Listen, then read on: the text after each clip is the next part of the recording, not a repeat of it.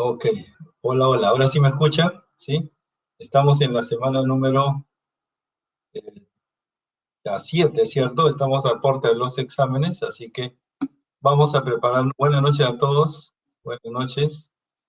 Pensé que estaba con el micrófono prendido, pero estaba apagado y estaba hablando solito. Bueno, buenas noches a todos, ¿sí? Gracias. Les comentaba que vamos a trabajar esta sesión de acuerdo a lo que teníamos ya planificado. Sí, se está produciendo en este momento una reunión y he tenido que salir. Buenas noches a todos, porque tenemos pues las clases que tienen que avanzar, ¿de acuerdo? Se están dando los lineamientos para el examen parcial.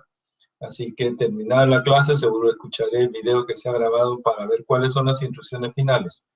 Por lo tanto, el examen, o sea, las características del examen y todos los lineamientos los vamos a conversar la siguiente sesión con ustedes el día miércoles, ¿ya? El día miércoles conversaremos sobre el examen y, claro, haremos ejercicios de repaso. Por lo pronto, vamos a abocarnos a lo que teníamos planificado, es decir, completar lo que es el inicio o la introducción al diseño de flexocompresión, ¿ya? Bien, vámonos entonces a compartir la pantalla, ¿cierto? Sí, ahí estamos. Permítanme un segundo. Ya, ok. Ahí estamos. Y habíamos trabajado nosotros anteriormente, pues, lo que es el diseño en flexión, perdón, diseño en flexocompresión. Teníamos estas características de los elementos, ¿cierto? Sobre todo pensando en una columna corta. Característica importante de este tipo de columna, ya que lo que lo caracteriza es la carga axial, ¿cierto? La carga axial en el centroide, por lo tanto no hay deformación, ¿no? No se toma en cuenta eso. Es un caso ideal, por cierto, ¿no? Porque estamos hablando de que si no existe el momento, pues la carga será netamente axial. La realidad es que sí, pues tenemos una excentricidad que tomar en cuenta y adicionalmente eso, la deformación interna del elemento, ¿no? Sin embargo, para llegar ahí vamos a ir progresivamente, ¿ya? Progresivamente. Hemos visto cómo se puede determinar el valor, ¿no es cierto?, de la carga ideal para una columna que trabaja con sus cargas axialmente, ¿no? O sea, netamente axial, no hay momento. De todas maneras, esto pues nos va a permitir acercarnos progresivamente y habíamos encontrado esta ecuación que está también en la norma, ¿cierto? Y podemos claramente distinguir la carga axial ideal, que es esto que está entre corchetes, ¿cierto? Y a partir de ello, pues las características de este elemento, ¿sí? A ver, permítanme un segundo, tenemos una consulta, o es que no se ve.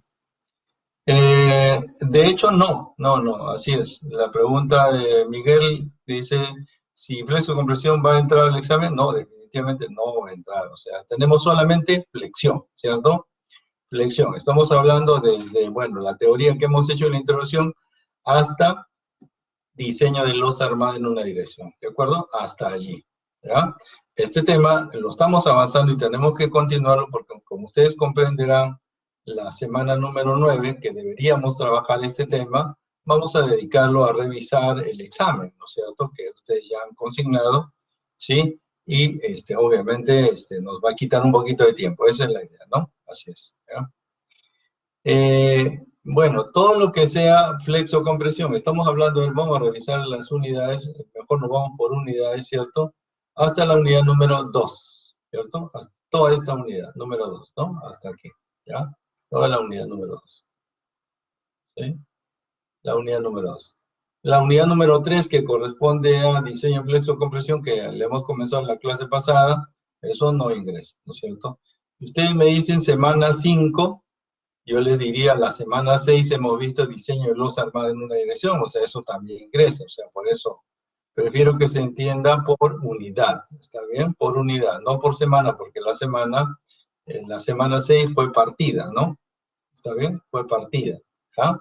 La semana 6 tuvo una parte de lo que es la unidad número 2, losa armada en una dirección, que sí forma parte, y iniciamos flexocompresión, que hoy día vamos a continuar, ¿ya? Entonces, para que tengan mayor claridad, unidad número 2, ¿sí? Unidad 1 y unidad 2 es el parcial, ¿ya? Muy bien. Bien, vamos a regresar entonces al tema. Eso significa entonces que nosotros ya hemos trabajado esta característica, ¿no es cierto?, de la condición en la cual tenemos una carga axial ideal, ¿no es cierto?, la hemos minorado por 0.8, dado que naturalmente sabemos que esa idealización no es tan certera, y luego tenemos un valor de phi para 0.7 porque tenemos, sustancialmente nosotros trabajamos con estribos, ¿no? Rara vez trabajamos con un suncho o espiral, pero si hubiera que trabajar o diseñar una columna que es circular, habría que emplear el phi 0.75, ¿ya? Muy bien, habíamos limitado también la cuantía mínima del 1% al 6%, reconociendo que entre el rango del 4% al 6% tenemos que detallar los empalmes, sobre todo en los nudos en la cual hay alta concentración de acero, y eso significa una situación problemática para el procedimiento constructivo, ¿sí? Entonces, lo veremos progresivamente en la medida que iremos trabajando. También habíamos visto la atracción directa que es asumido por el acero, ya que el concreto tiene una mínima o despreciable, ¿no es cierto?, digamos, posibilidad respecto a la atracción. De tal manera que trabajamos estos dos ejercicios, ¿cierto?, estos dos, y quedó pendiente un ejercicio aquí. No sé si esto lo completaron. ¿Alguien hizo este ejercicio? Señores, ¿alguien se animó a hacer este ejercicio?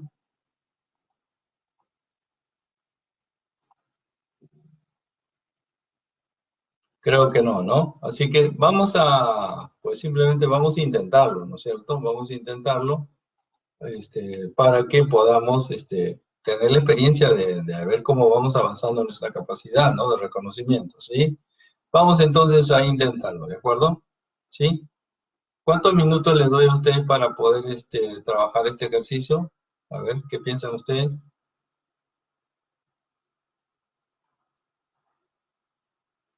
¿5 minutos o 10 minutos? A ver qué piensan. ¿Cuántos minutos pueden resolver? 10 minutos, de acuerdo, vamos. 10 minutos entonces, ¿está bien? 10 minutos para que lo puedan resolver, ¿ya? Vamos a dejarlo aquí entonces. Ahí estamos, ¿listo? Bien, vamos a presentarlo. Ahí está. Hagámosle el intento, ¿sí? Bien, entonces, a ver, ¿qué es lo que me están pidiendo? Bueno, lo que me están pidiendo, lo que aquí no aparece es el área del acero, ¿de acuerdo? El área del acero. Creo que lo leímos en la clase pasada, pero en todo caso lo repetimos, ¿no?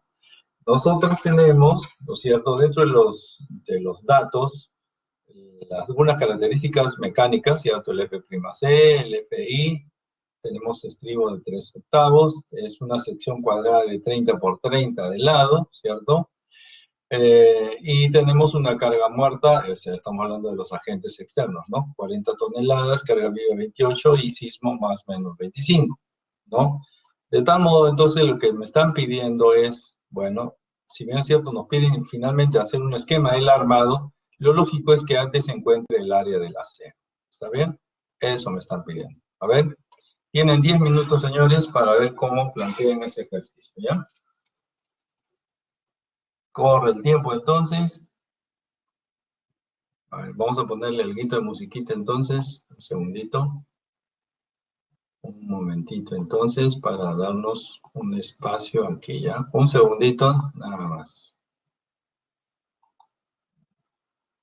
Ajá.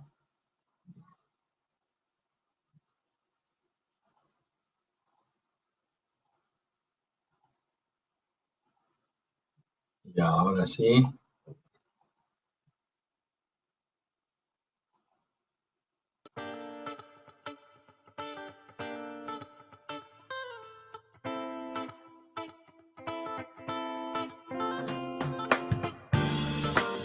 Ahora sí, 10 minutos, señores.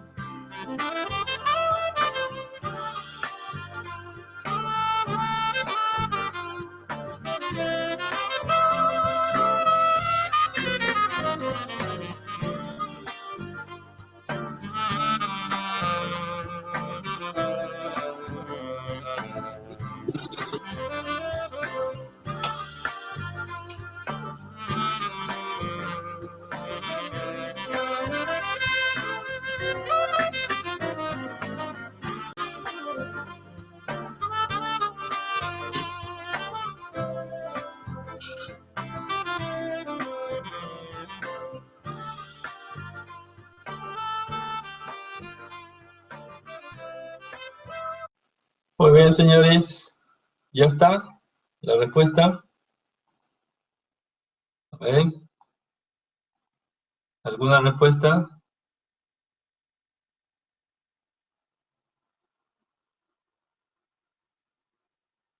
Muy bien, lo vamos a resolver entonces. Si no lo han hecho, bueno, lo vamos a resolver, lo vamos a plantear, pero la solución la van a dar ustedes, ¿ah? ¿Sí? Muy bien. A ver, vamos a interpretarlo primero, ¿ya? Lo que les dije en esencia es que aquí tengo las características de la columna, ¿cierto? Las características de la columna y aquí tengo las cargas externas, ¿de acuerdo? Es decir, de aquí debo hallar P sub U y esto es el P sub N, ¿no es cierto?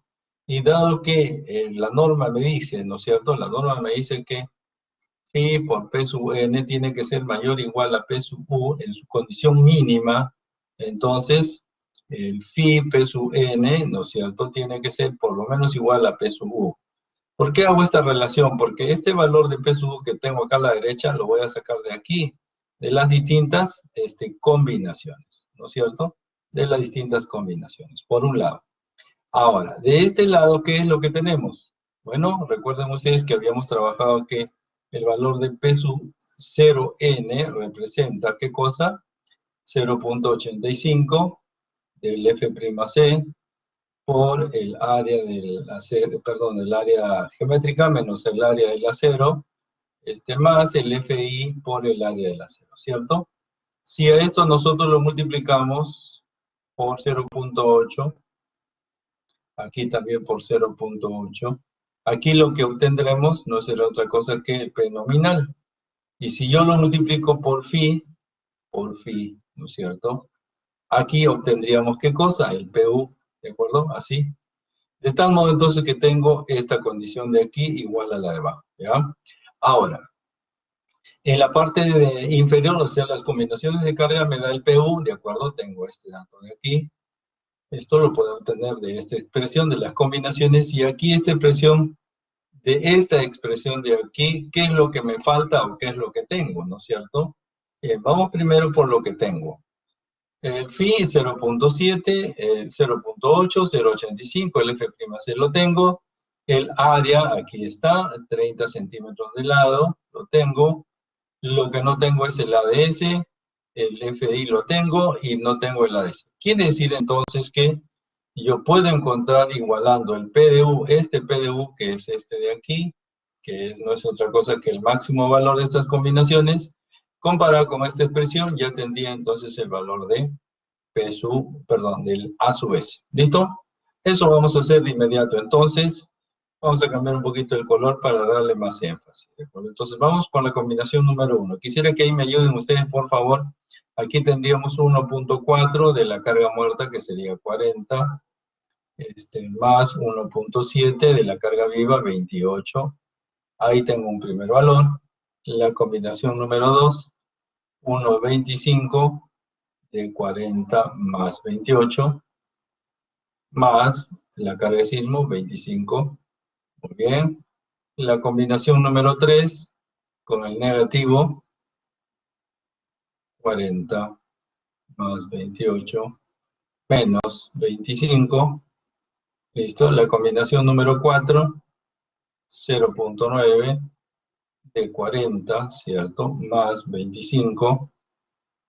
Y la combinación número 5, que sería 0.9 por 40 menos 25. ¿Está bien? Así, ¿ya? Ahí vamos a resolver esto entonces, porque de esto debo tomar naturalmente el mayor, ¿cierto? Bien, yo voy comenzando por este lado de aquí abajo, a ver si ya creo que tengo algunos valores. Permítame un segundito nada más, ¿cierto? Aquí creo que esto era 61, 11, 60, a ver, de arriba 3, un ratito. Estamos, ya tenemos resultados. 103, 110, ¿no? 103,6. 103.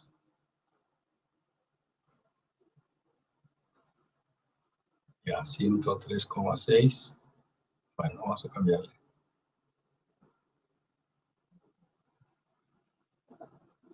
103,6 y 110. Bueno, todo esto es toneladas por metro, ¿está bien? Y de aquí, como hemos dicho, tomamos el mayor. PU entonces representa el máximo valor 110 toneladas, ¿de acuerdo? Ahí está, ese es nuestro máximo valor. Ahora nos vamos a la parte superior, entonces ya tengo aquí, lo voy a anotar, 110, ¿no es cierto? Bueno, las unidades también de todas maneras. Y aquí a mi derecha, ¿qué es lo que tengo? Tengo 0.7, vamos a ir anotando, 0.7 por 0.8, ¿de acuerdo? Paréntesis, 0.85, F'C, 210. Aquí tenemos el área, que sería 30 al cuadrado, menos el ADS, que no lo tengo, más 4.200 por el ADS. ¿Está bien? Así. Ya está. Ahora vamos a resolver esto. No nos olvidemos, señores, tengan mucho cuidado que esto de aquí, pues es 110 toneladas, pero en realidad sería 110 por 10 a la quinta kilogramos, ¿de acuerdo? Tener cuidado con esto de acá, ¿ya? Repito, entonces estas 110 toneladas de aquí, ¿no es cierto? Esto será 110 por 10 a la 5, perdón, ¿qué estoy hablando? Por 10 es por 10 a la quinta, vamos a borrar esto. Ya, vamos a cambiar. Por 10 a la quinta kilogramos. ¿Está bien? Así, listo. Entonces ya podemos determinar el valor del área del océano, ¿cierto? A ver, esa tarea se la dejo a ustedes. El ADS, que representa el área del acero de la columna.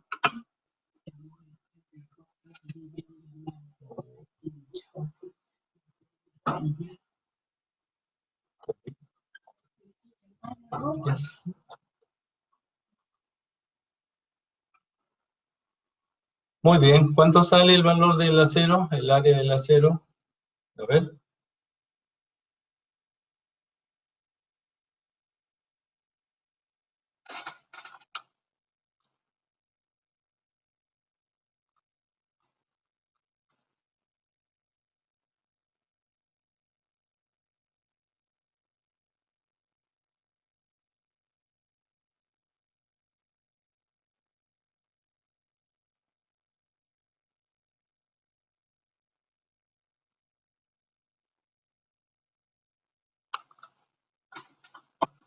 ¿Listo?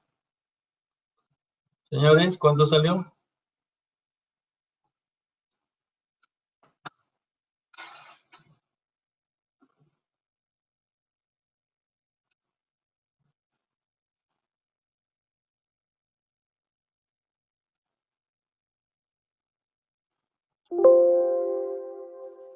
Todavía, a ver.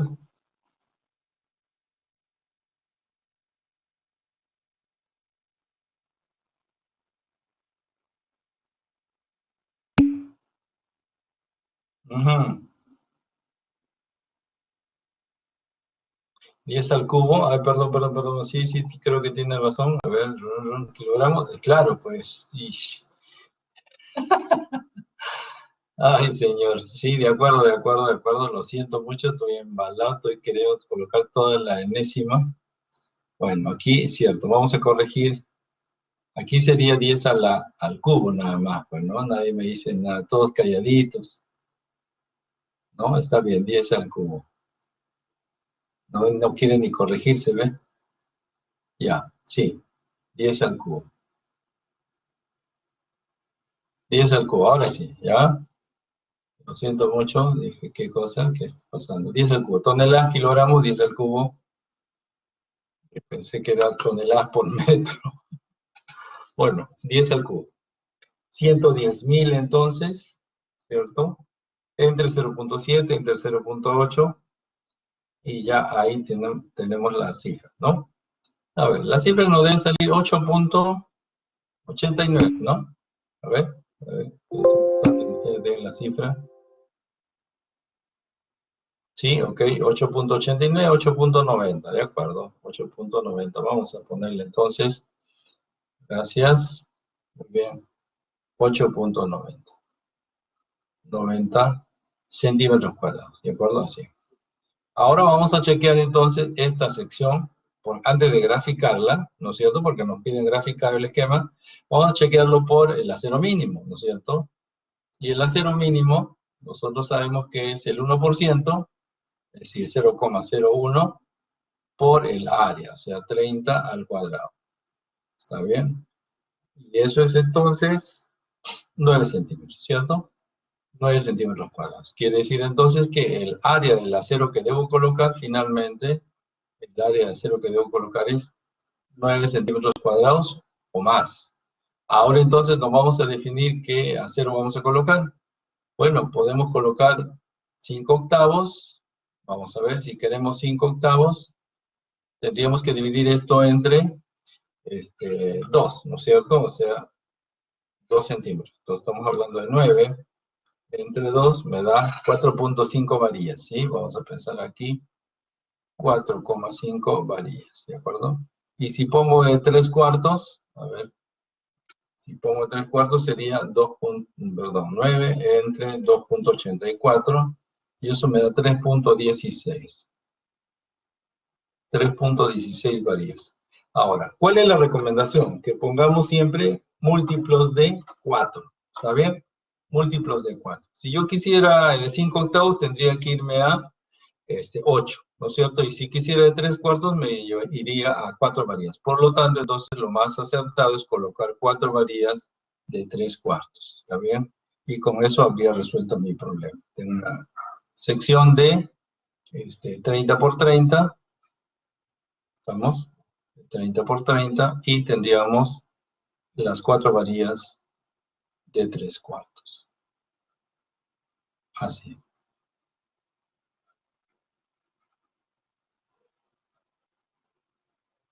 Y con esto habríamos resuelto nuestro pequeño problemita. ¿Listo, señores? ¿Alguna inquietud, alguna duda?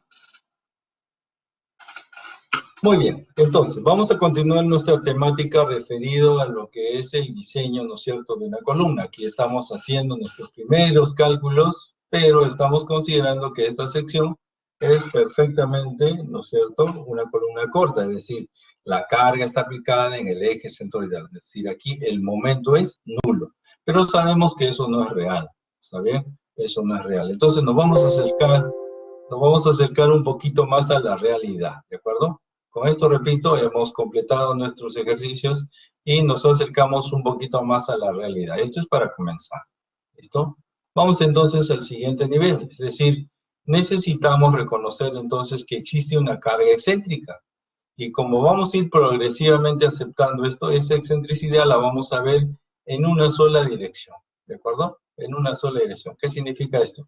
Habíamos indicado anteriormente que la excentricidad podía darse en 2 direcciones. Eso es una condición biaxial, cosa que es un poquito más compleja de entender, así que vamos a trabajarla solo en una dirección, ¿de acuerdo? Para entender, entonces, utilizaremos lo que llamamos el principio del diagrama de interacción, en una dirección, ¿no?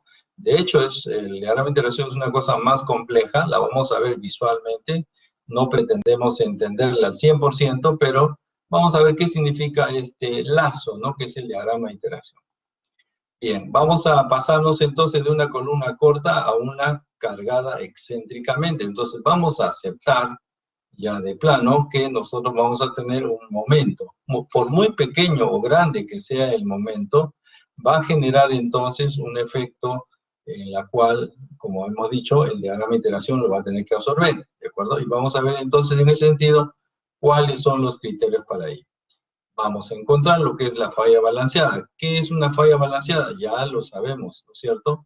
Cuando tanto el concreto como el acero fallan al mismo tiempo. Y eso hemos planteado nosotros, ¿qué cosa?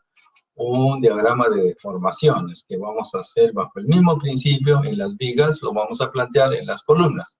Solo que en este caso, a diferencia de las vigas, en las vigas no teníamos carga axial, ¿cierto? No teníamos carga axial. En este caso, vamos a añadir la carga axial. Sobre esa base, entonces, estableceremos cómo se calcula, cómo se grafica un diagrama de interacción en una sección, no unidireccional. Por cierto, este tema es todavía bastante amplio, nos va a llevar más tiempo. Es más, vamos a más adelante, ¿no? Ya después del examen parcial, vamos a ver cómo se diseñan las columnas con ábacos y vamos a verificar las condiciones biaxiales. Eso tiene entonces por lo menos para hasta la semana 9, 10, ¿ya? Más o menos. Entonces, vamos a intentar llegar hasta aquí, hasta el tercer punto, en alguna forma, ¿está bien? Primero entendamos cómo se procede cuando tenemos una carga excéntrica, entender qué cosa es una falla balanceada y tratar de entender cómo es un diagrama de interacción. Y yo ya les he provisto de 2 puntos del diagrama de interacción. Sin que se den cuenta, ya usted es capaz de entender 2 puntos que hemos calculado ya. Pero los vamos a recordar, no hay problema, ¿ya? Bien, entonces lo primero que debemos reconocer es que vamos a entonces agregarle, aquí tenemos la carga axial en la dirección precisamente centroidal genera una columna corta, ¿cierto? Sin embargo, al agregar un momento último, por muy pequeño que sea, entonces vamos a generar que este MU se transforme en un PU a una distancia de excentricidad. ¿Por qué? Porque la excentricidad no es otra cosa que MU, ¿cierto? Sobre PU. ¿Está bien? Así. De tal manera entonces que ahora estos dos efectos, ¿no es cierto? Tanto el PU existente más el PU externo, nos van a dar como resultado una carga final PU que tiene una excentricidad final, ¿de acuerdo? Una excentricidad final. De tal modo entonces que con esta columna equivalente cargada excéntricamente vamos a trabajar. Visto en planta esta sección, tenemos aquí la excentricidad y la carga ubicada fuera de el centroide que originalmente hemos analizado. Y esta es la dirección que vamos a analizar, solo esta dirección, ¿de acuerdo? Solo esta dirección. Se supone que el momento tiene este criterio, ¿no? Esta dirección.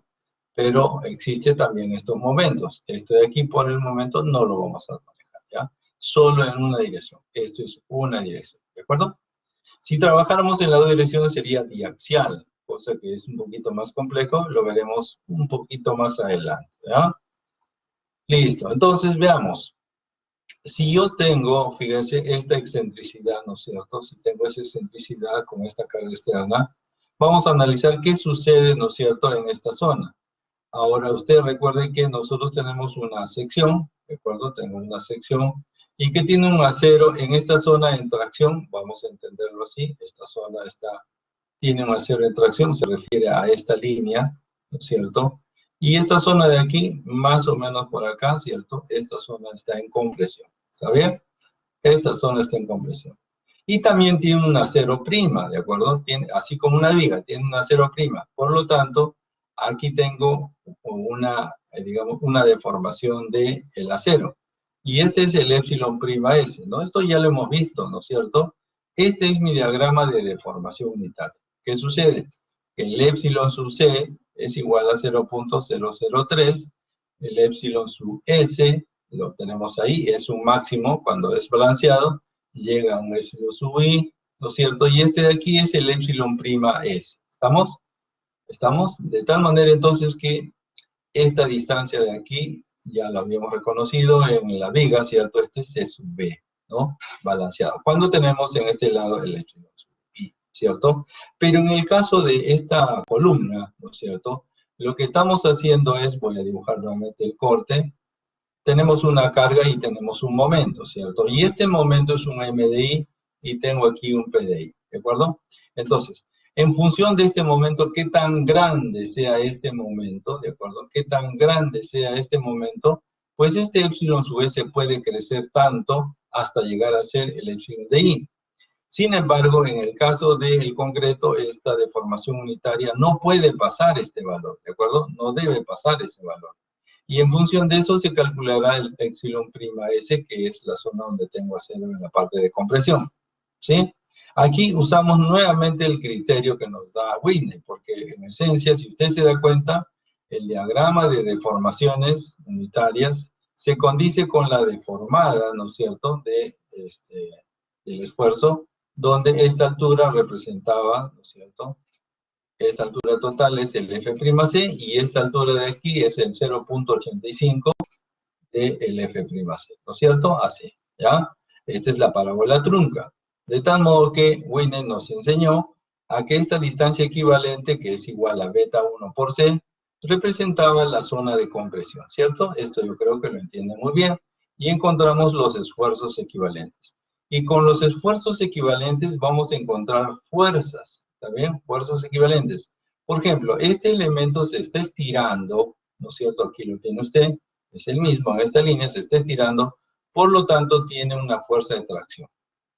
Esta barra de aquí, esta barra, ¿no es cierto? Este acero que se encuentra ahí, el epsilon prima S, se está comprimiendo, por lo tanto tengo una carga en compresión, ¿de acuerdo? Y por el otro lado yo tengo aquí a la mitad de este eje, ¿cierto? Aquí, de esta zona comprimida, ¿no es cierto? Esta zona comprimida, tengo una carga de compresión. Esta es la carga de compresión del acero. Y tengo el PU, ¿de acuerdo? Así. De tal manera entonces que yo podría realizar entonces a efectos de una sumatoria de PI, ¿de acuerdo? Una sumatoria de PI. ¿Y esto qué representa? El P último, ¿de acuerdo? Así, el P último o el P nominal, como quiera verlo usted, ¿ya? Es decir, entonces nosotros vamos a analizar esta característica a partir de la deformada, ¿no es cierto? La deformación unitaria, vamos a relacionar con los esfuerzos y a través del esfuerzo voy a determinar las fuerzas de cada uno de ellos. ¿Listo? Eso es lo que vamos a estudiar para comprender un poquito la característica.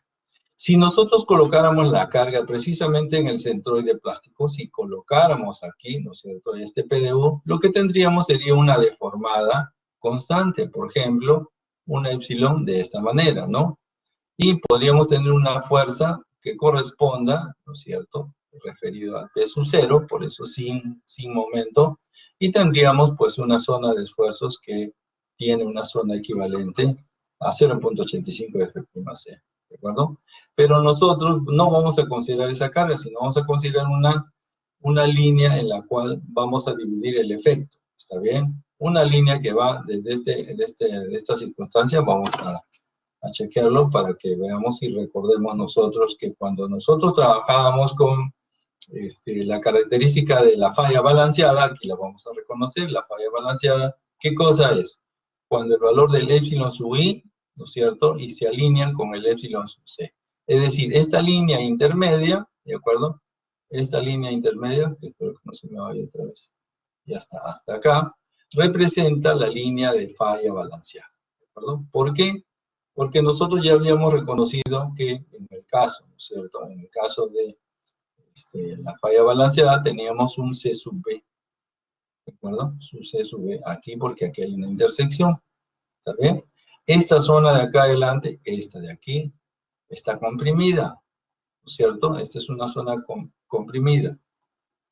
Y esta zona de acá de la izquierda está traccionada, ¿sí? Esta zona de aquí, perdón, aquí. Esta zona de aquí está traccionada, ¿sí? Hay tracción aquí. Ah, sí, ¿de acuerdo? Hay tracción. Ahora, ¿de dónde a dónde va esta línea? No nos olvidemos que esta línea es el eje del acero, ¿está bien? ¿Qué significa el eje del acero? Que este no es el borde izquierdo, ¿no? Sino el concreto está por aquí, y aquí lo que tenemos es el acero, ¿no es cierto? El último acero. Entonces, esta zona de aquí sí representa la esquina del concreto. Por eso es que tenemos aquí D, ¿no es cierto? Quiere decir que aquí hay una distancia, como ya sabemos, de prima, ¿no es cierto? Alto conocido por nosotros, ¿ya? Así, de tal manera entonces que vamos a ir interpretando cómo es que, pues primero tenemos una referencia de la línea balanceada que también se da en la columna, ¿de acuerdo? Y los elementos trabajan a una falla en tensión, ¿no es cierto?, porque se reduce el C sub B, y falla en compresión cuando aumenta el C sub B, ¿ya? Eso lo vamos a ver un poquito más adelante. Lo importante aquí es reconocer esta línea de falla. ¿Cuándo se suscita esa línea de falla balanceada? Cuando el epsilon sub C, vamos a poner aquí, alcanza su máximo valor.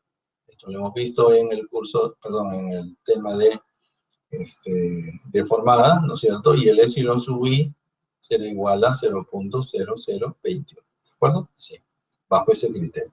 ¿Muy bien? Ya tenemos la referencia entonces de la línea de falla, y vamos a ver en este caso cómo progresivamente podemos reconocer en este diagrama, ¿no es cierto? Podemos reconocer cómo es que se va incrementando la carga. Es decir, Yo tengo una circunstancia cualquiera, ¿está bien? Tengo una circunstancia cualquiera, dos cargas, momento de I y P de I. ¿Y por qué lo pongo en coordenadas? Así, M de I en X y P de I en Y. Porque lo vamos a usar en el diagrama de interacción, ¿ya? Recuerden, M de I y P de I son valores distintos, o sea, valores, digamos, que puede estar sujeto en la columna en cualquier circunstancia. Por ejemplo, al principio, ¿no es cierto? Cuando no está todo ensamblado, voy a tener más carga axial por la carga que es el peso propio y la carga en servicio, ¿cierto? Y luego entonces el momento va a ser pequeño, pero cuando tenemos una carga en servicio, la carga axial por gravitacional, ¿no es cierto? Y luego uso los elementos, es decir, uso los ambientes, puedo tener un desbalance de carga viva, entonces comienzan a generarse momentos cada vez más altos. Y si le añadimos el efecto de sismo, entonces lógicamente los momentos comienzan a crecer rápidamente. Entonces, observamos unos cambios, ¿no? Cuando tengo bastante carga, por ejemplo, aquí tengo, para este caso A, tengo un M1 y un P1, ¿de acuerdo? Okay.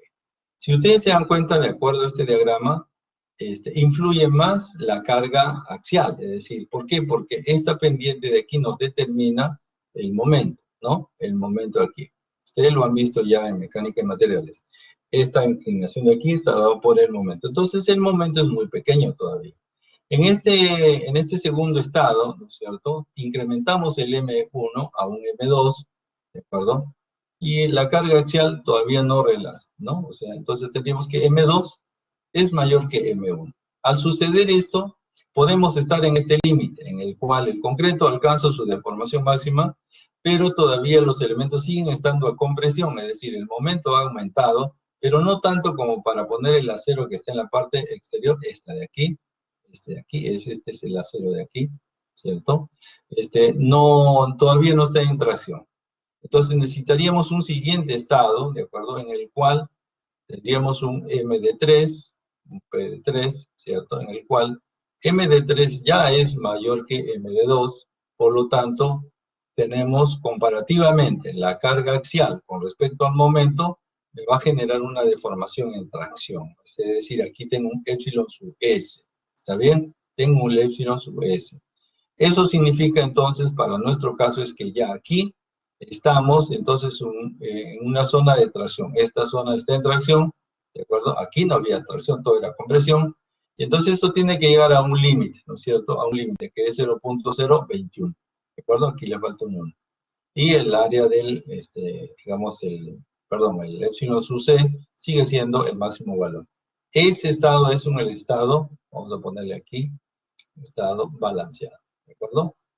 ¿Por qué balanceado? Porque tanto el concreto como el acero, ¿no es cierto?, han llegado a su máximo valor. ¿Está bien?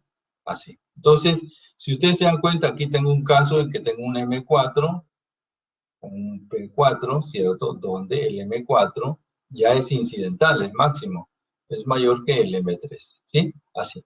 ¿Qué quiero demostrar con esto? Que la columna, ¿no es cierto?, esta columna que podríamos simbolizarla, pues muy simple, ¿no? Una de, por ejemplo, 6 varillas, ¿cierto? 6 varillas. Y lo que estamos viendo es esta dirección, ¿no es cierto? Lo estamos mirando así. Aquí tendríamos el acero 1, el acero 2 y el acero 3, ¿no? Esto de aquí, acero 1, el acero 2 y el acero 3. Eso es lo que estamos mirando, ¿ya?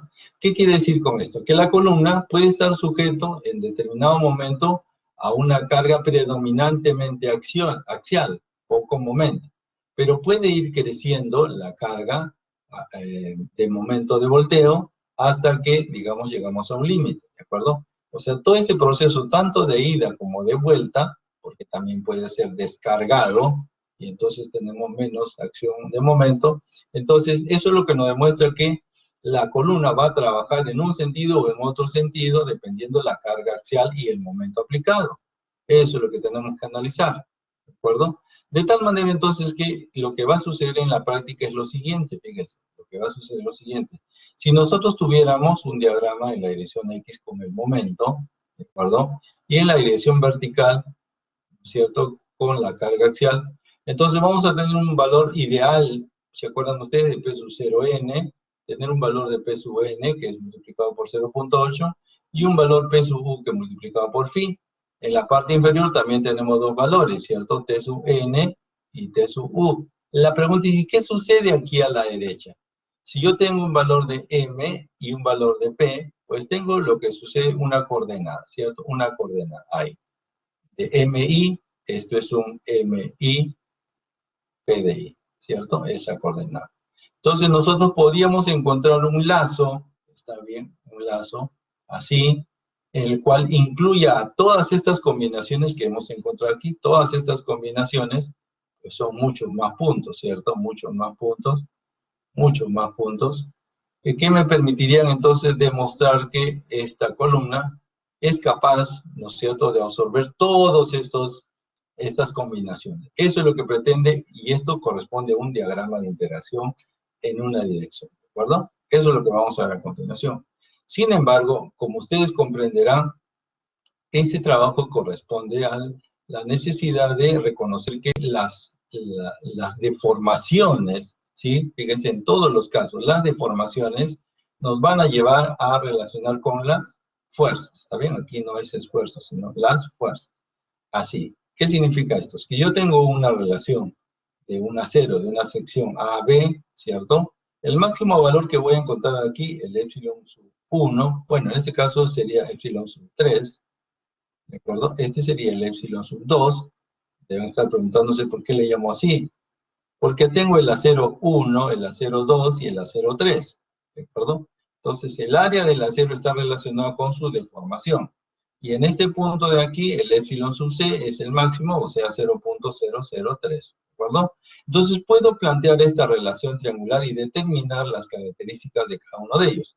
Recuerden ustedes que ustedes han encontrado en la práctica número 1, recuerden ustedes, han encontrado C sub B o la distancia de interacción, ya saben cómo plantear eso, ¿no es cierto? Entonces, de tal manera que usted lo que encuentra es la línea de base, que es, digamos, la línea balanceada. Y sobre esa base podemos encontrar entonces los demás elementos, ¿de acuerdo? Es decir, las demás deformaciones. ¿Y cómo vamos a hallar eso? Bueno, pues vía la relación proporcional triangular. La pregunta viene acá. ¿Cómo traslado la deformación de cada barra? Es decir, ¿cómo traslado la deformación de cada barra? La transformo en fuerza, ¿cierto? Así. Es decir, ¿cómo este epsilon, voy a marcarlo, cómo este epsilon sub 3 se transforma en Fs3? ¿Cómo el epsilon sub 2, ¿no es cierto?, se transforma en Fs2? Y cómo el epsilon sub 1 se transforma en Fs1. ¿Está bien? Aquí tengo una fuerza adicional, pero lo voy a analizar de otra manera. ¿Alguien se acuerda de eso? Eso es mecánica de materiales, ¿ah? ¿Cómo transformar, repito, si yo tengo un epsilon sub i? Uy, se me pasó la mano. Le vamos a borrar el cachito. O se fue con todo, no importa. Entonces, ¿cómo transformar, no es cierto, para el caso de nosotros, el epsilon en general sub i, cómo transformarlo en fi? ¿De acuerdo? Eso es nuestra pregunta. A ver, ¿alguien se acuerda de eso? Esto es mecánica de materiales. Le voy a dar una pista.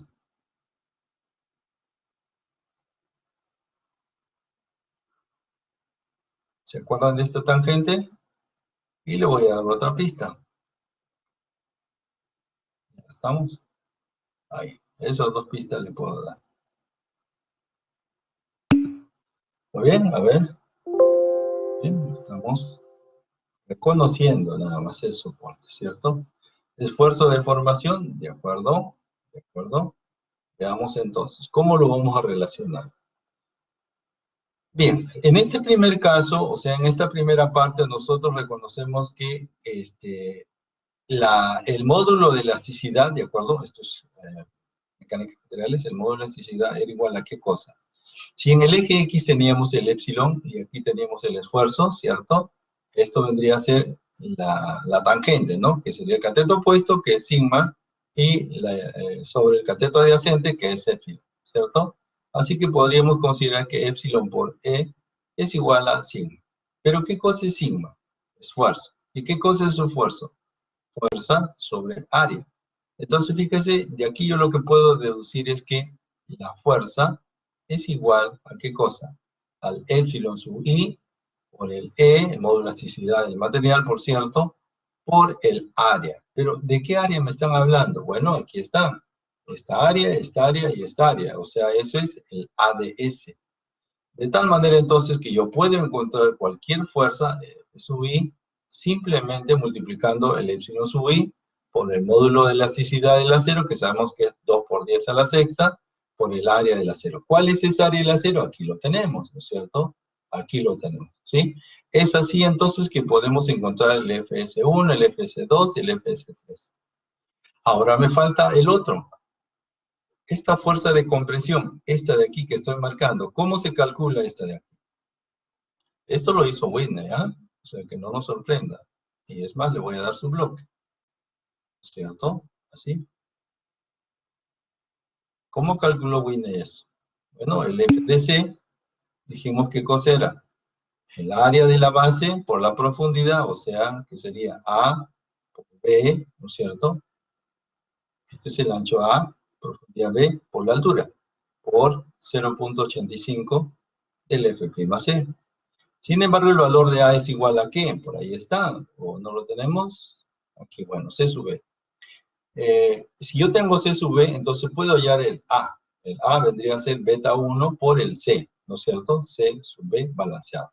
De tal manera que el FC va a ser igual a beta 1 por C sub B, por P, por 0.85 del F'. Así. Y ya con esto tendría entonces todas las posibilidades para encontrar los FI. ¿Y por qué quiero los FI? A ver, ¿por qué quiero los FI? Porque la sumatoria de los FI, la sumatoria de fuerzas verticales, puedo plantear acá sumatoria de fuerzas verticales igual a 0, la sumatoria igual a 0 no, sino es igual a la resultante, y la resultante es el PU, ¿de acuerdo? Es el PU. Y ese es el elemento que participa aquí, ese es el elemento que participa aquí, ¿no? Eso en el eje X. Por lo tanto, si yo tengo, ¿no es cierto? Si yo tengo el P, vamos a poner P sub U balanceado, entonces yo voy a tener esta característica de este punto de aquí. Voy a cambiarle de nombre, perdón, de color para que se vea mejor. Entonces, si yo quiero calcular este valor de aquí, esto le corresponde a un valor que es P sub N balanceado. Y aquí voy a tener entonces, ¿no es cierto? Que voy a tener aquí un MN balanceado. ¿Está bien? Quiere decir entonces que aquí lo único que me falta es realizar. Entonces vamos a realizar aquí. ¿Qué vamos a realizar? La sumatoria de momentos respecto al centro. Y eso me va a dar, ¿qué cosa? El M, en todo caso, para este caso, U balanceado. ¿Ya? Puede ser MN balanceado también. Eso es lo que vamos a hacer y eso corresponde a nuestra característica del diagrama de interacción. Aquí, esas características que estamos reconociendo, ¿no? En la parte superior tengo el P sub 0N, tengo el peso nominal, perdón, el P sub N y tengo por aquí el P sub U, no está graficado, pero podemos tener aquí el P sub U. De la misma manera, aquí tendremos el P sub N, el P sub U, y aquí vamos a tener la condición en la cual tengo el balanceado del M y el balanceado de la carga, ¿cierto? A esto le vamos a añadir 2 puntos más, ¿ya? Para que podamos reconstruir esto. Aquí tengo un punto y aquí tengo otro punto, ¿de acuerdo? Así, esos 2 puntos. Los vamos a construir. Entonces tengo el punto número 1, a este se le llama el punto número 1. Este de aquí abajo es el punto número 2. Valores que ustedes ya lo saben calcular, ¿sí? Esto es, repito, estos dos valores ya lo saben calcular. Esto es el P sub 0N, el P sub N y el P sub U. Eso representa el punto número 1. Y el punto número 2, ¿qué cosa es? Sabíamos calcular el T sub N y el T sub U, ¿cierto? No, T sub U. Esto ya lo hemos calculado, ¿sí? Lo que estamos pretendiendo analizar es entonces cómo calcular este punto número 3. Y este es el en la condición balanceada, ¿de acuerdo? Aquí claramente se nota. Cuando esta expresión, ese delta S es igual a delta DI, y cuando el S1 sub C es igual a 0.03. Ese sería el punto número 3. Aquí tendríamos el punto número 4, ¿de acuerdo? Y el punto número 5, así. Y con esto ya nos permitimos poder trazar, fíjense, lo voy a hacer de una manera todavía muy, como le diría yo, muy grosera, todavía muy rudimentaria, pero tendríamos esta línea, ¿no es cierto? Aquí, así, ¿no es cierto? Ahí, y ya podríamos conectarla, ¿no es cierto?, a los puntos que nos faltan, aquí, así. Este es el diagrama de interacción, como tenemos acá, diagrama de interacción, ¿no?, de una sección con refuerzo simétrico, ¿ya? Eso es nuestro objetivo. ¿Qué vamos a ganar con esto? Porque la intención también es reconocer y hacerlo, pero también ver qué cosa es lo que vamos a aprovechar de esta circunstancia. Bueno, lo primero que vamos a reconocer es que si tengo esta zona balanceada, voy a reconocer que todo lo que se encuentre por encima de falla por compresión, y todo lo que funciona debajo de esta falla por tracción, ¿de acuerdo? ¿Sí? Entonces, todos los elementos que están por debajo de esto, o sea, las combinaciones de carga, nos permiten una falla por tracción, y todas las combinaciones que están de este lado nos permiten una falla por compresión, ¿sí? Eso es lo que tenemos que reconocer entonces para el diseño de una columna. Y esto es una alternativa para el diseño de la verificación del diseño de una columna vía diagrama de interacción. Eso es lo que vamos a intentar ahora realizar con los 3 puntos principales. Para ello, entonces, vamos a utilizar este ejemplo. En este ejemplo nos dice que determinemos el diagrama de interacción uniaxial, ¿no es cierto?, para una columna de 25 por 50 que tiene 6 varillas de 3/4, ¿está bien? Nos estamos refiriendo a esta sección de aquí. Si el F'C es de 210 kilogramos por centímetro cuadrado, tiene un FI de 4200, un recubrimiento de 4 centímetros y tiene estribos de 3 octavos, ¿de acuerdo? Eso. Entonces, este procedimiento que hemos seguido aquí, lo vamos a realizar en un ejemplo para construir este diagrama. Claro, de hecho nos va a tomar bastante tiempo, no lo vamos a poder terminar el día de hoy, pero vamos a comenzarlo para que lo tengamos ya en mente. Y a las próximas clases podremos completar el diagrama y ustedes ya van a poder hacer una idea cómo se construye ese diagrama. Este problema o digamos, este tema no va a ingresar en el examen parcial definitivamente, pero sí es parte de la siguiente práctica, ¿ya? Eso con toda certeza. Es diagrama de interacción, o sea, construir un diagrama de interacción es una pregunta, por lo menos para decir una fija en la práctica número 2, ¿no? Del examen final no lo sabemos, pero por lo menos en la práctica sí de todo, ¿ya? Así que vamos a aprender a construirlo poco a poco, ¿no es cierto? No tenemos que correr, pero sí tenemos que ir entendiéndolo progresivamente, ¿ya? Muy bien, señores. Entonces, este es nuestro ejercicio y nos vamos para allá. No vamos a terminarlo, ya lo sé, pero vamos a, digamos, iniciar, por lo menos. Muy bien. Yo sé que hasta ahorita no se entiende mucho y vamos a ver que poco a poco lo vamos a entender mucho más.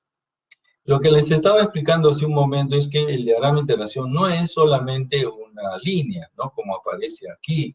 Es una superficie realmente, ¿no? Esta superficie es como si tuviéramos una malla, ¿no? Una malla alrededor de un eje que gira, ¿no es cierto? Y esta línea de color azul, esta que ven aquí, ¿no es cierto?, es parte del borde, ¿no? Este borde de aquí, ¿no? De tal modo entonces que tenemos esa línea de color azul o esta verde, que es la malla superior, es el diagrama, ¿no es cierto?, de interacción tridimensional, ¿no es cierto?, digamos, para una columna nominal. Y la que está abajo, la de color morado, ¿no es cierto?, esta de que está al fondo, esta es el diagrama de interacción último tridimensional para una sección específica, ¿no? Entonces, se puede, digamos, todo caso visualizar, ¿no? Pero no es muy, digamos, didáctico, porque no lo entenderíamos mucho, ¿ya? Nosotros vamos a trabajar solamente con el plano XY, esta línea de base, ¿de acuerdo?, y esta línea vertical, y entonces vamos a intersectar este plano XY, por llamarle así, con esta volumetría, y al intersectarla lo que vamos a encontrar es una línea, esta de aquí, esta línea de aquí, ¿no es cierto? Así, entonces nosotros vamos a trabajar un caso de estos aproximadamente, ¿no? Entonces, ¿qué quiere decir? Que voy a tener una línea, un diagrama de interacción nominal, que es este borde externo, y tengo una línea de interacción, diagrama de interacción de diseño o última, que es esta parte interna, ¿de acuerdo? Así, ¿ya? Externo e interno. Muy bien. De tal manera entonces que Vamos a reconocer esto, que nos va a llevar un poquito de tiempo, pero vamos a trabajar. Aquí hay muchos más detalles que revisar, pero vamos por lo más elemental, ¿de acuerdo? Lo más elemental. Y habíamos dicho que para encontrar los valores del eje Y, habíamos considerado la excentricidad cero, es decir, el ideal, ¿no es cierto? Y luego ya le vamos aplicando, aquí le ponen n sub 0, pero en realidad es p sub 0 n, phi, p sub 0 y 0.8 phi 0, p sub 0 n, ¿no? Para el último, ¿ya? Y acá en la parte inferior nos falta el de tracción. Así que esto vamos a trabajar. Aquí tenemos el ejercicio entonces. Ahí está. Tenemos entonces que encontrar por lo menos los 3 primeros puntos, ¿ya? Con eso ya nos damos por satisfechos en esta sesión. Bien, vamos con la primera parte. Los puntos 1, 2 lo debemos reconocer fácilmente. ¿Por qué? Porque el punto 1 y el punto 2 corresponden a las cargas máximas ideales que recibimos, ¿cierto? ¿Se acuerdan? El P sub 0n o P sub 0 es 0.85, el F'C, el área de la sección menos 6 veces, ¿cuántas varillas tengo? 6 varillas de 284, que es el área 0 de la 3 cuartos, y más 4600 por el área de la 0, que son 6 varillas de 3 cuartos, ¿cierto? Si efectuamos esta operación nos va a dar 291,65 toneladas. Eso es el P sub 0, o sea, la línea de borde del nominal. Y el P sub U representa este valor multiplicado por dos factores. El phi, que es 0.7, y el 0.8, que es la condición para pasar de ideal a nominal. ¿Sí? Eso nos representa entonces 163,32. Estos dos puntos representan el punto 1, ¿no? ¿Cuál es el punto 1? Este punto que se encuentra acá arriba. Punto 1 y punto 1', por llamarle, ¿no? Aquí hay dos balones. Y en la parte inferior, aquí abajo, ¿no es cierto? Aquí abajo tengo también dos cifras. Si este es el nominal, el de diseño está más adentro, ¿de acuerdo? Está más adentro.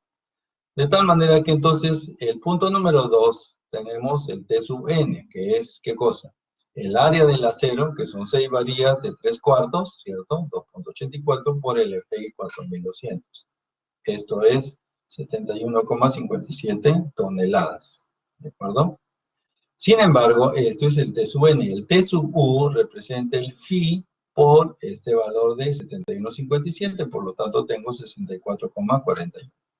Así entonces ya hemos colocado nuestros dos primeros puntos, el punto 1 y el punto número 2. ¿Listo? ¿Alguna duda, alguna inquietud, alguna pregunta? Hasta el momento todavía se entiende. ¿Sí? Muy bien. Vámonos entonces a continuar. Entonces, repito, estamos encontrando los puntos aquí de referencia. Voy a ponerlos para que no nos olvidemos, ¿cierto? ¿Qué estamos encontrando? Aquí voy a colocar entonces, un poquito más de grosor, ya hay. Entonces, lo que tengo aquí es este punto, ¿no es cierto? Es el punto número 1, aquí tengo el punto número 2, ¿bien? El punto número 2, aquí tengo el punto número 1, ¿sí? Y ahora vamos a buscar esta característica, el punto número 3. ¿Sí? El punto número 3, ¿ya? Este punto de ahí, es el que vamos a encontrar. El punto número 1 tiene el axial puro, ¿cierto? Que está aquí, y luego tiene el P sub U por aquí, ¿cierto? Así, está esos dos puntos. Y el tracción pura lo tengo aquí, pero aquí tengo el T último, ¿cierto? El T último. Aquí, ahí está. ¿Qué es lo que va a suceder en realidad? Nosotros estamos trabajando con, primero, el nominal, ¿no es cierto? A ver, vamos a dar un poquito de color aquí. Este caso de aquí, ¿no es cierto? Es el nominal, ¿sí? Vamos a tratar de seguirle la huella. Este es el nominal, ¿cierto? ¿Sí? Ahí. Ese es el nominal. Sin embargo, nosotros queremos también el último, y el último tiene un paralelo, así. Más o menos. Así, ¿de acuerdo? Así. Entonces, este es el nominal y este es el último, ¿ya? Para eso son esos dos puntos, ¿listo? Vamos ahora entonces digamos, encontrar el punto número 3, pero el punto número 3 tiene dos coordenadas. Si ustedes se han dado cuenta, en el eje X tengo el momento balanceado y en el eje Y tengo el P balanceado. Así que si yo necesito hallar el punto número 3, tengo que calcular el MB, ¿no es cierto? PB. Eso es lo que tengo que buscar. Sin embargo, ya hemos reconocido que el PB, ¿qué cosa es? La sumatoria de las fuerzas FI. ¿Y qué cosa es el MB? Pues es la sumatoria de los MI. ¿Está bien? Así. ¿Y qué cosa es el MI? El F de I por la distancia I. ¿Listo? Así. ¿Ya? Eso es lo que vamos a trabajar a continuación. Bien, entonces si ya tengo los dos primeros puntos, repito, tengo los dos primeros puntos, vamos a analizar ahora cómo determinar ese P balanceado. No nos olvidemos que el P balanceado parte del criterio de que la zona de compresión está a un punto 003 y el epsilon sub S, que es igual a epsilon sub I, es igual a 0.0021, ¿no? No nos olvidemos de eso, que ya lo hemos visto en el curso de, perdón, en las sesiones anteriores. Bien, aquí entonces, fíjense, lo que tenemos es lo siguiente. Primero tengamos la revisión de esta condición, mire, ¿ven? Primero, que nosotros tenemos la zona de compresión, es decir, un momento aplicado en esta dirección. Tengo aquí el concreto a 0.03. Y el eje, ojo con esto, el eje donde se encuentra el epsilon sub 1, es decir, el punto 0021, no es la cara final, es el eje donde se encuentra la última línea de barras de acero. O sea, hemos puesto aquí 3 líneas de barras, ¿cierto? En los extremos y en la parte central. Toda la base tiene 50, pero la distancia de este extremo a este de aquí, donde se encuentra esta línea de barras, no es 50, sino tengo que quitarle el D'. ¿Está bien? Repito, esto es 44.1. ¿Por qué? Porque es 50 menos D'. ¿Estamos? Repito. Esto entonces es el extremo de la cara de concreto. ¿Por qué? Porque tenemos el epsilon sub C. Y este extremo de la izquierda no es la cara de concreto, sino es la última línea de las barras. A eso entonces tenemos que quitarle esta distancia de prima. ¿Y cómo calculamos el D'? Bueno, vamos a ponerle un poquito más abajo. Aquí está. El D' es 4 centímetros. ¿Por qué 4 centímetros? Porque el recubrimiento es 4 centímetros, más el diámetro del estribo, que es 3/8, 0.95, y más el radio del centro de gravedad de este acero. Este acero es de 3/4, por lo tanto su diámetro es 1.90. Entre 2, pues me da el radio. Si sumamos todo eso me da 5.9, por lo tanto, para llegar a este 44.1, yo debo restar 50 centímetros menos D', y de ahí tengo de la cara en compresión hasta el eje de la última barra, 44,10. ¿Listo? Hasta aquí alguna inquietud. Ya hemos encontrado entonces estos dos valores, punto 0021, punto 003. Recuerden que esto es el estado balanceado, ¿cierto? Esto ya lo hemos hecho en flexión, así que yo creo que tenemos bastante certeza de lo que estamos haciendo. ¿Qué vamos a encontrar ahora? El C sub B.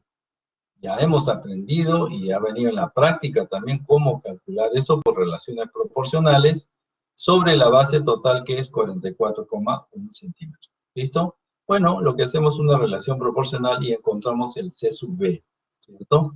El C sub B en este caso es 25.94, aquí está. La pregunta es, ¿y para qué quiero C sub B? Bueno, para varias cosas, ¿no? Porque lo primero que yo necesito es determinar los épsilon. ¿Qué cosas son los épsilon? Los épsilon son las deformadas del acero. Recuerden que tenemos aquí 3 ejes de acero. La primera, que está a la izquierda, alcanza siempre el epsilon 1, 0.0021.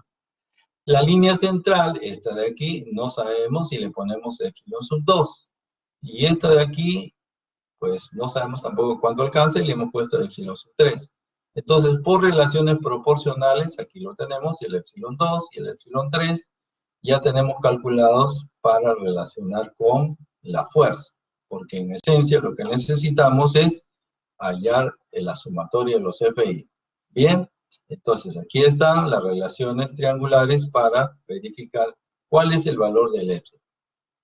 Por otro lado, reconozco que A sub B, es decir, si tengo C sub B, la zona comprimida, es decir, lo vamos a ver en un momentito, la zona del recuadro, es A, que es beta 1 por C sub B. 0.85 por 2594, aquí lo tengo, ¿cierto? Eso es 2205, lo emplearemos en un momentito más.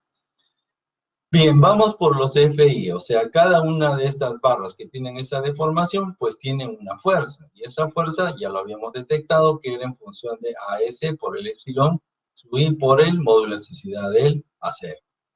Bien, la primera línea de acción, que es esta línea de aquí, ¿sí? Fíjense, tiene dos varillas de 3/4, aquí está, dos varillas de 3/4 por 284, su epsilon corresponde a 0.0021, ahí está, por el valor de E, 2 por 10 a la sexta. Y eso me da entonces 23,85 toneladas en tracción, porque este elemento está yéndose para arriba, en tracción. ¿Listo? El F2, una vez que yo tenga el F2, es decir, no es otra cosa que 2 por 284, el área del acero, porque también es 284, multiplicado por su deformación, que es bastante pequeñita, ¿cierto? Fíjense, son 3 decimales y 1 recién viene, multiplicado por el epsilon, y eso será negativo porque está en la zona de compresión, 1.22 negativo.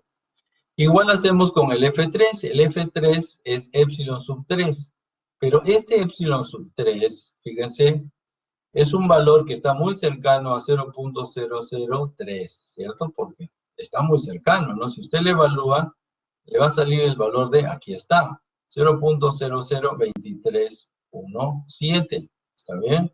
Repito, el epsilon sub 3 le va a salir un valor de 0.002317. Muchos alumnos cometen el error de colocar ese valor directamente aquí y no lo analizan. La pregunta es, ¿por qué si salía 0.0023 yo le he puesto 0.0021? A ver. ¿Por qué si salía la deformada 0.0023 yo le he puesto 0.0021? Regreso entonces a mi gráfico que les había hecho yo anteriormente, ¿cierto? Aquí. Y les dije que les iba a ayudar. Acá está. Había hecho un gráfico adicional, ¿cierto? Aquí está la razón. Recuerden ustedes que, aquí, recuerden ustedes que esto de aquí era también epsilon con el esfuerzo. Y este esfuerzo era FI, ¿cierto? FI. ¿Qué quiere decir? Que aun cuando el FS sea mayor que el FI, sigue siendo FI. ¿Está bien? Por lo tanto, ¿qué sucede en este caso? ¿No? En este caso, si el valor del epsilon 3 sale mayor que 0.021, no puede pasarse de ese valor. ¿Está bien? No puede ser mayor que ese valor. Por lo tanto, aquí tenemos que corregir. Es como si tuviéramos un FS mayor que el FI. No puede haber, porque la norma dice el máximo valor será FI. Todo lo que esté por encima fluye. Exactamente eso. Bien, entonces el epsilon sub 3 va a ser realmente cambiado por 0.0021. Aquí el producto me da entonces negativo 23,85. Pueden realizar la operación. Y me falta solamente el FC. Ahora sí, vamos a visualizar aquí abajo un ratito. Tengo este diagrama en realidad, F1, F2, F3 y me falta el FC. ¿Qué es el FC? El FC no es otra cosa que la zona de compresión, que tiene un ancho de 22,05 porque es el valor de A. Y el valor de A, aquí lo hemos calculado, 0.85 por 25,94, 22,05. Acá está, 22,05. Eso sería, ¿no es cierto?, el ancho. La profundidad, 25 centímetros, ¿no? Recuerde usted que esto es un bloque, ¿no? El ancho, la profundidad, 25 centímetros. Y esta altura es 178,5. ¿De dónde sale este valor? Bueno, recuerden ustedes que esto era 0.85 del F'C. Aquí lo tenemos, 178,5. Si usted multiplica esto, me va a salir negativo 98,40 porque todos estos negativos están en compresión. ¿Listo? Si realizamos la suma algebraica de este de aquí, me va a salir negativo 99,62. ¿Sí? Repito, si realizamos la sumatoria de fuerzas, me sale negativo 99,62. Pero como el diagrama, ¿no es cierto? El diagrama de interacción tiene la parte positiva, ¿no es cierto? En compresión, hacia arriba, compresión, entonces le damos el valor positivo. Aquí tiene entonces usted 99,62, ¿está bien? La sumatoria de la fuerza sí, que significa la carga balanceada. ¿Listo? Preguntas, señores. Hasta aquí preguntas. Estamos calculando el P balanceado, es decir, este valor estamos calculando, ¿sí? Este de aquí. Ya lo acabamos de detectar, que no es otra cosa que la sumatoria de las fuerzas para esas deformadas, condición balanceada. Muy bien. Si ya se entendió eso, entonces podemos calcular el MB. ¿Y qué cosa es el MB balanceado? ¿No es cierto? La sumatoria de todos los momentos que provocan las fuerzas alrededor del eje centroidal. Y el eje centroidal está precisamente en el centro, ¿no? Por el que tenemos una distribución de aceros perfectamente simétrica.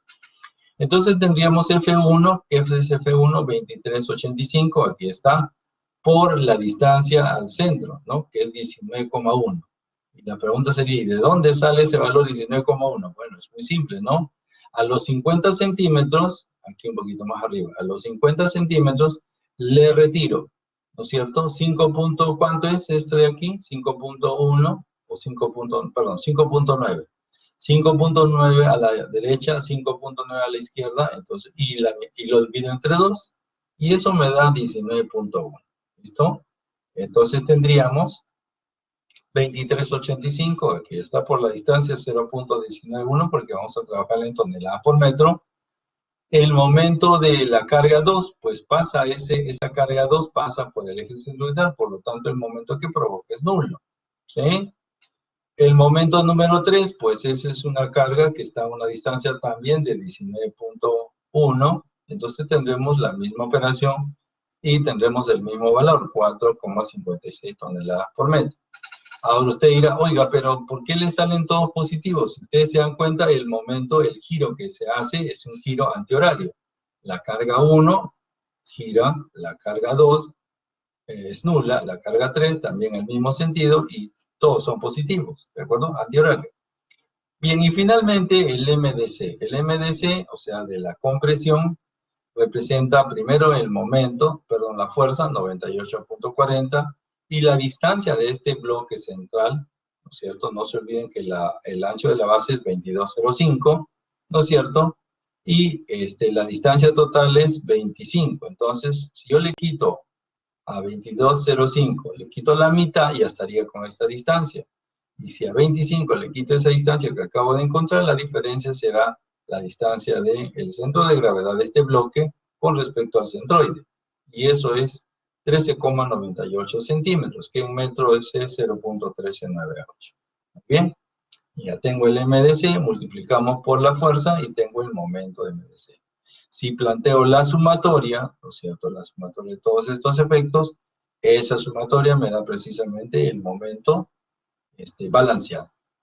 ¿Listo? Con este momento balanceado, entonces, yo ya puedo graficar esta coordenada, ¿no es cierto? Este punto número 3. ¿Por qué? Porque tendría, fíjense, para darnos una idea qué es lo que está sucediendo, en X tendría 22.87, aquí 22.87, en Y tendría 99, aquí está, 99,62, trazo las líneas paralelas a los ejes y aquí voy a encontrar precisamente el punto número 3, que es la condición balanceada. ¿Listo? Muy bien. Espero que se haya entendido un poquito esto. Vamos a regresar las próximas semanas porque necesitamos afianzar esto. No hemos terminado todavía. Nos falta el punto número 4, el punto número 5 y lo haremos progresivamente. No quisiera avanzar más. ¿Está bien? Para que esto pues no se quede solamente en la primera parte, ¿no? Necesitaríamos mucho más tiempo para los otros puntos. Así que lo vamos a hacer en la siguiente sesión. ¿De acuerdo? Muy bien, entonces voy a reiterarme a la reunión que se tiene de equipos para esperar las instrucciones que lo conversaremos el día, con ustedes el día miércoles. ¿Está bien? ¿Listo, señores? Bien, eso sería todo entonces. Si tienen alguna pregunta, estamos para resolverlas. Ok, Miguel, no hay problema. ¿Sí? Como esto está siendo grabado, lo pueden revisar con toda certeza para que puedan trabajar. ¿Ya? Muy bien, la próxima clase entonces vamos a hablar sobre el examen, de acuerdo a las instrucciones que nos han dado el día de hoy, que no las conozco, y sobre esa base también revisaremos algunos ejercicios a modo repaso. ¿Ya? Perfecto, señores, les agradezco su participación. Vamos a terminar ahí rápidamente para retomar la reunión. ¿Listo? Gracias, señores. Buenas noches, cuídense. Estamos en contacto para la siguiente clase.